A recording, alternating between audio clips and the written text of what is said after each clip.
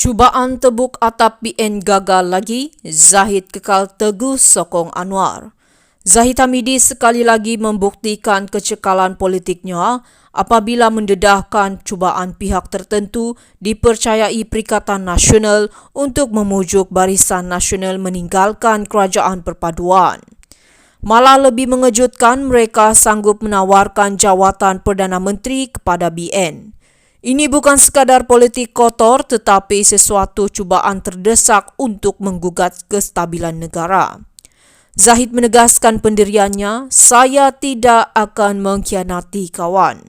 Ucapan ini bukan sahaja simbolik tetapi satu tamparan keras kepada PN yang sering mengutamakan kuasa daripada kebajikan rakyat.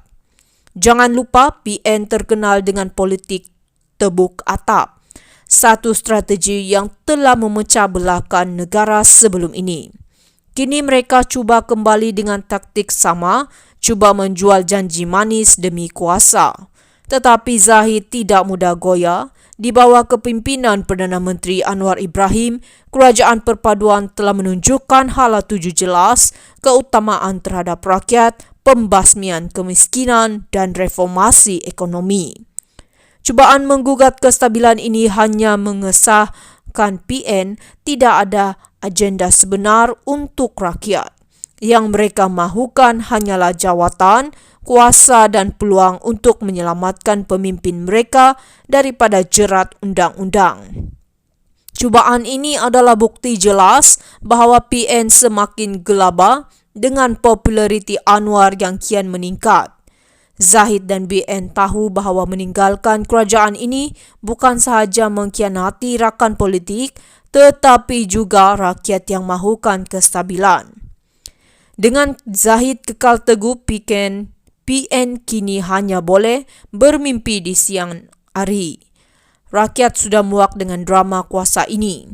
Kita harus memberi sokongan penuh kepada Zahid dan Anwar untuk terus memperkukuh Kerajaan Perpaduan. Sebab apa? Sebab kestabilan, pembangunan dan masa depan negara ini terlalu penting untuk dipermainkan oleh ahli politik yang hanya pandai menebuk atap. Cubaan tebuk atap PN gagal lagi, Zahid kekal teguh sokong Anwar. Zahid Hamidi sekali lagi membuktikan kecekalan politiknya apabila mendedahkan cubaan pihak tertentu dipercayai Perikatan Nasional untuk memujuk Barisan Nasional meninggalkan Kerajaan Perpaduan. Malah lebih mengejutkan, mereka sanggup menawarkan jawatan Perdana Menteri kepada BN. Ini bukan sekadar politik kotor tetapi sesuatu cubaan terdesak untuk menggugat kestabilan negara. Zahid menegaskan pendiriannya, "Saya tidak akan mengkhianati kawan."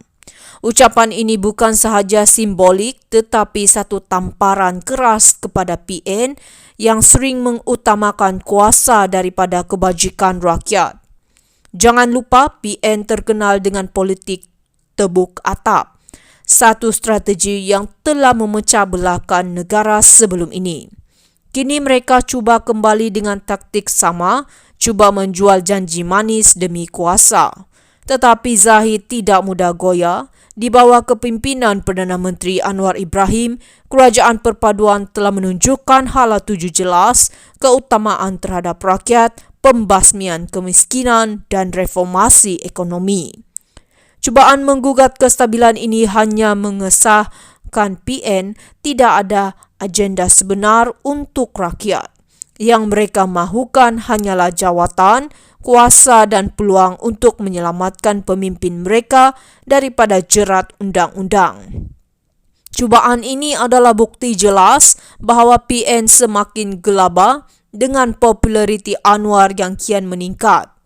Zahid dan BN tahu bahawa meninggalkan kerajaan ini bukan sahaja mengkhianati rakan politik tetapi juga rakyat yang mahukan kestabilan. Dengan Zahid kekal teguh, PN kini hanya boleh bermimpi di siang hari.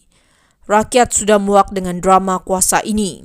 Kita harus memberi sokongan penuh kepada Zahid dan Anwar untuk terus memperkukuh Kerajaan Perpaduan. Sebab apa? sebab kestabilan, pembangunan dan masa depan negara ini terlalu penting untuk dipermainkan oleh ahli politik yang hanya pandai menebuk atap.